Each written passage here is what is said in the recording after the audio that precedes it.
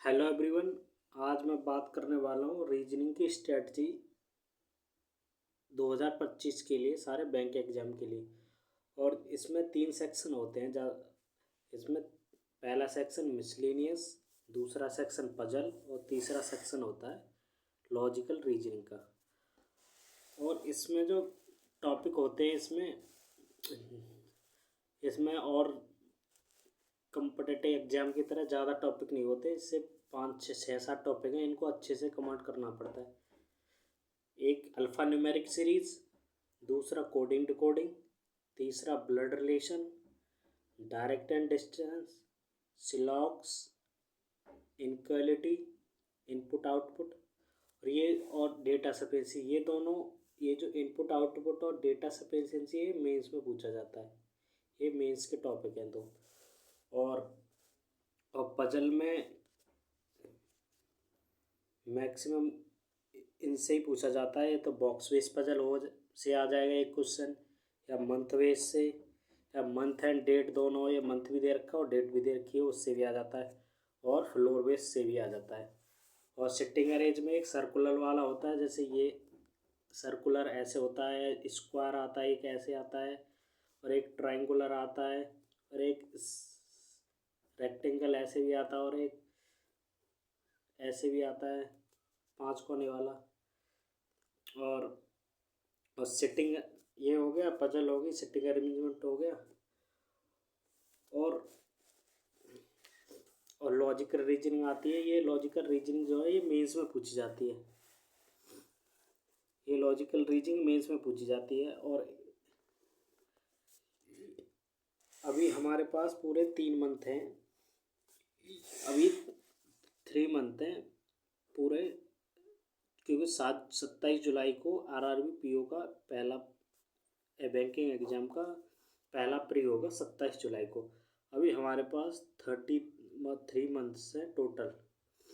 और जिसमें आप क्या कर सकते हो, पहले जो मई का मंथ है, मई का, इसमें पूरा आप ये जो सारे टॉपिक हैं ये 6 से 7 दिन में, एक टॉपिक एक दिन में आप कंप्लीट कर सकते हो।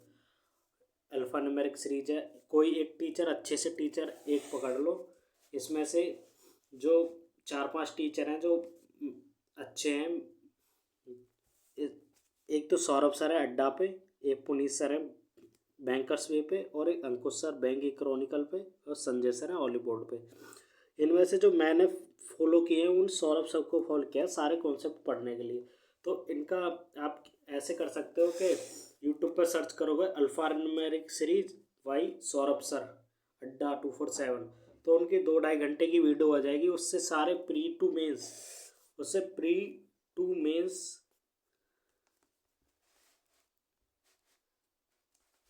टू मेंस कंप्लीट कर सकते हो आप एक साथ वीडियो में। एक दिन में सारे टॉपिक, एक टॉपिक के सारे टॉपिक पढ़ लिए, सारे कॉन्सेप्ट पढ़ लिए। फिर दूसरे दिन क्या कर सकते हो आप, एक किसी टेलीग्राम वगैरह से कोई पीडीएफ उठा लेना। ये अड्डा 247 की बुक पढ़ी है रीजनिंग की, एस रीजनिंग, या उसे उठा लेना। अगर आप पे कोई बुक हो तो वो उठा लेना। उसके सारे कम से कम 100 से 150 क्वेश्चन एक साथ सॉल्व कर लेना। ऐसे ही दूसरे दिन कोडिंग डिकोडिंग का सारे कॉन्सेप्ट पढ़ लेना। उसी दिन, जिस दिन पहले दिन अल्फ़ा न्यूमेरिक सीरीज किया, उसके अगले दिन कोडिंग डिकोडिंग का कॉन्सेप्ट पढ़ लिया और अल्फ़ा न्यूमेरिक सीरीज के सारे कॉन्सेप्ट लगा लिए। फिर तीसरे दिन ऐसे करते करते ये सारे टॉपिक, और सिलॉक्स और इनक्वलिटी, इससे 8 से 10 क्वेश्चन आते हैं हर प्री एग्जाम में। और जब मेंस की बात आती है तो एक कोडेड में चेंज हो जाते हैं। एक कोडेड सिलॉक्स हो गया मेंस में, कोडेड इनक्वलिटी हो गया, इनपुट आउटपुट हो गया, डेटा सफिशिएंसी हो गया, और कोडेड डायरेक्शन आता है, ब्लड रिलेशन कोडेड आता है। कोडिंग टू कोडिंग तो अलग पैटर्न की आती है, उसमें 3 4 पैटर्न बन जाते हैं मेंस में जाके। अल्फ़ा न्यूमेरिक सीरीज में भी 1 2 पैटर्न बन जाते हैं। तो ये सारे आपको किसी एक टीचर को फॉलो कर लेना, या मैं रिकमेंड करूँगा वो आप या सौरभ सर या पुनीत सर को, इन दोनों में से किसी एक को फॉलो कर सकते हो। और प्री टू मेन सारे कॉन्सेप्ट पढ़ लेना, उससे एक वीडियो से कंप्लीट हो जाएंगे। और पहले मंथ में ये सारे कंप्लीट हो गए। ये 6 से 10 दिन में ये 5 6 टॉपिक कंप्लीट हो जाएंगे 6 से 10 दिन में। फिर क्या कहते हैं, पजल। अब सबसे महत्वपूर्ण पार्ट है पजल का। ये तो 15 से 16 नंबर प्री में इससे आते हैं, और 16 17 से 18 नंबर की पजल ही पजल आती है। अगर आपने पजल का सेक्शन मिस कर दिया तो आपका सिलेक्शन मुश्किल है, प्री क्लियर होना मुश्किल है। मतलब पजल और सिटिंग अरेंजमेंट के बिना सिलेक्शन ही मुश्किल है बैंकिंग एग्जाम में।